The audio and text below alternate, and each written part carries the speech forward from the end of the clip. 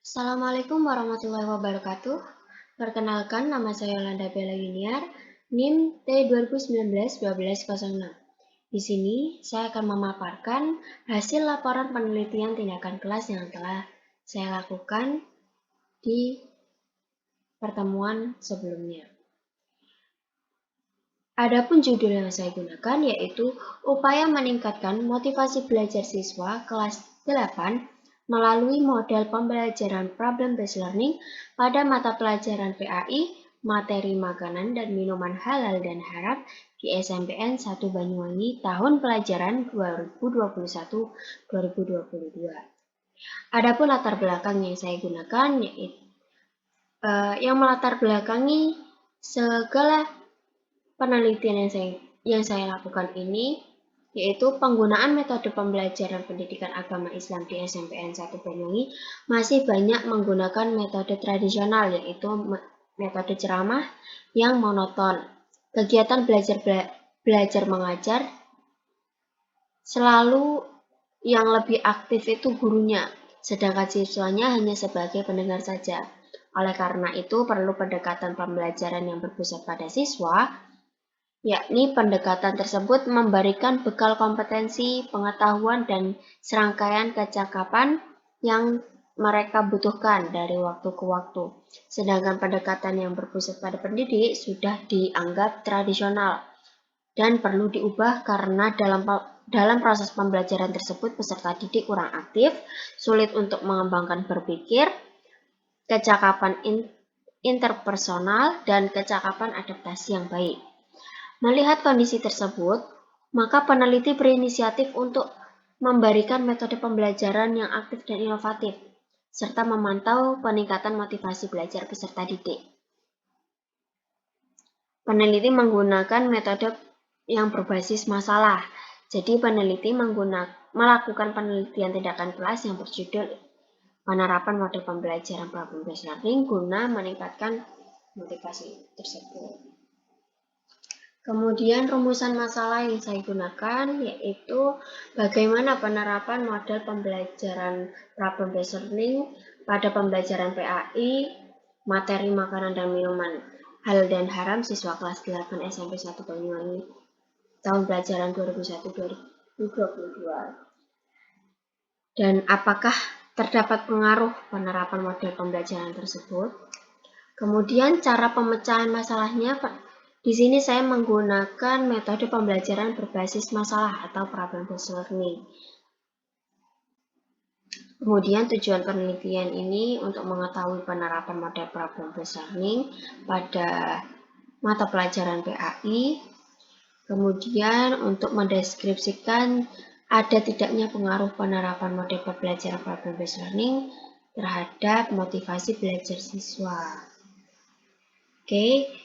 Adapun manfaat penelitian secara teori, manfaat ini memberi pengetahuan tambahan bahwa model pembelajaran problem-based learning pada mata pelajaran pendidikan agama Islam dapat dikembangkan menjadi proses pembelajaran yang berintegritas serta memberi pengaruh yang signifikan terhadap proses pembelajaran di sekolah, sehingga dapat dijadikan sebagai bahan dan model-model pembelajaran dan memberi kontribusi nyata bagi dunia pendidikan.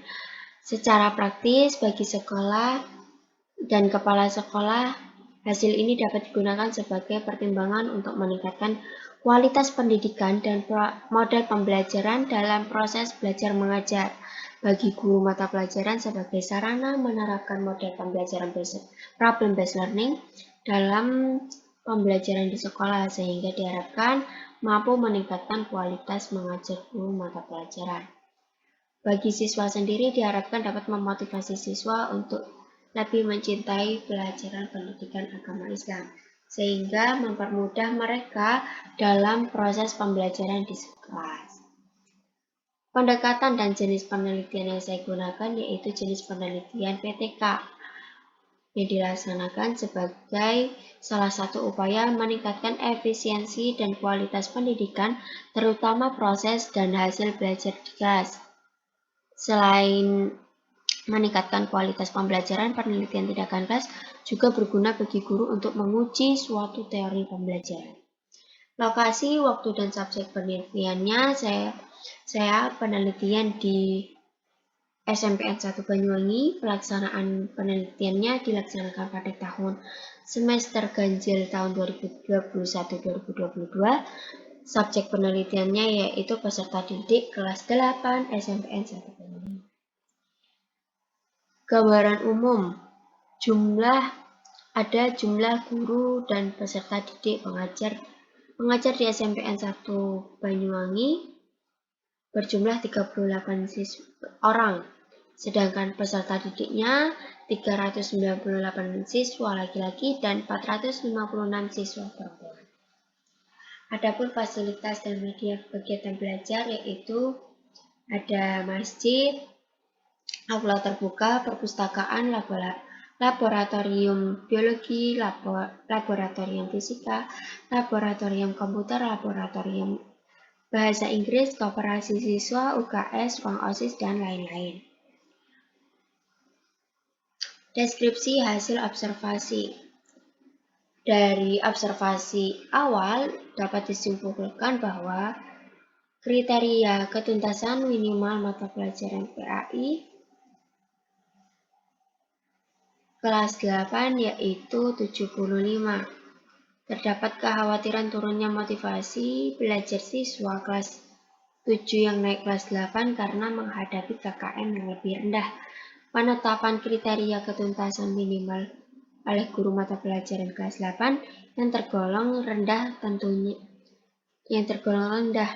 tentunya bukan tanpa alasan, mengingat kemampuan siswa dan hasil belajar siswa selama ini dianggap kurang sehingga guru mata pelajaran PAI tidak menaikkan angka kriteria ketuntasan minimal atau KKM.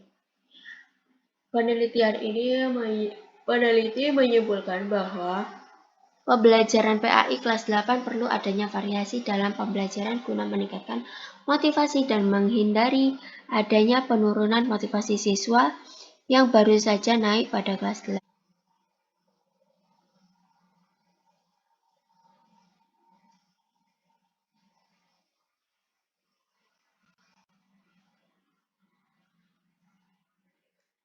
Siklus. Jadi, pada rincian kegiatan setiap siklus, pada siklus pertama ada tahap perencanaan. Pada tahap perencanaan, kegiatan yang dilaksanakan meliputi menyusun rencana pelaksanaan pembelajaran atau RPP, menyiapkan beberapa instrumen penelitian seperti soal pretest, soal post-test gitu. Terus angket, lembar observasi, video bahan diskusi, dan menyiapkan perlengkapan untuk menyampaikan materi seperti PowerPoint. Kemudian, pada tahap pelaksanaan, peneliti melakukan desain pembelajaran yang dirancang sebelumnya, seperti dimulai pada pukul 10, melakukan kegiatan awal, kegiatan inti, hingga evaluasi. Kemudian, pada tahap pengamatan, di sini terdapat ada 2 pengamatan, yaitu hasil lembar observasi dan juga angket. Analisis di atas, peneliti memutuskan untuk melanjutkan tindakan pada siklus kedua karena observasi yang dilakukan belum menunjukkan hasil yang diharapkan. Nah, untuk siklus yang kedua ini sama seperti siklus pertama.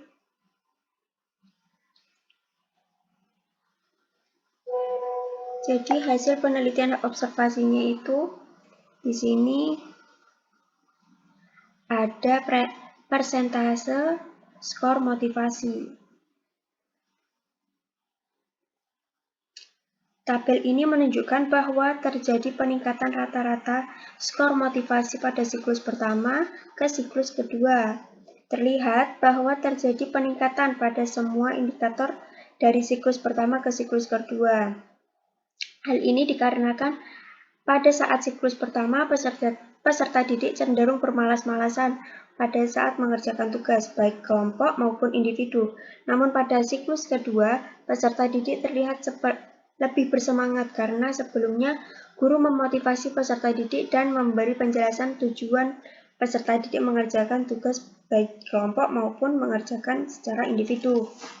Sehingga peningkatan skor terendah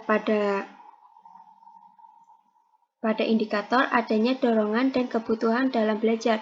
Hal ini dikarenakan pada saat pembelajaran peserta didik masih terlihat enggan bertanya ketika ada hal-hal baru yang disampaikan oleh guru karena budaya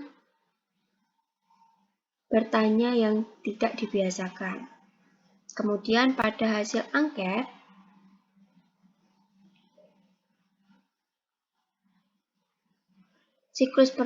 pada hasil angket siklus pertama, motivasi siswa rata-rata 71,875%. Artinya peserta didik sudah memiliki motivasi yang cukup tinggi pada saat melakukan pembagian angket pada siklus pertama. Meski demikian, yang diharapkan adalah tingkat motivasi yang sangat tinggi terjadi pada peserta didik mengingat masih 25%. Pada siklus kedua, terjadi peningkatan persentase motivasi peserta didik dalam kategori sangat tinggi mengalami peningkatan persentase yang tinggi, naik sebesar 42,035. Berdasarkan uraian di atas, dapat dilihat bahwa ada peningkatan motivasi belajar siklus pertama ke siklus kedua sebesar 8,86%. Mungkin itu saja pemaparan laporan observasi, laporan penelitian tindakan kelas saya. Wassalamualaikum warahmatullahi wabarakatuh.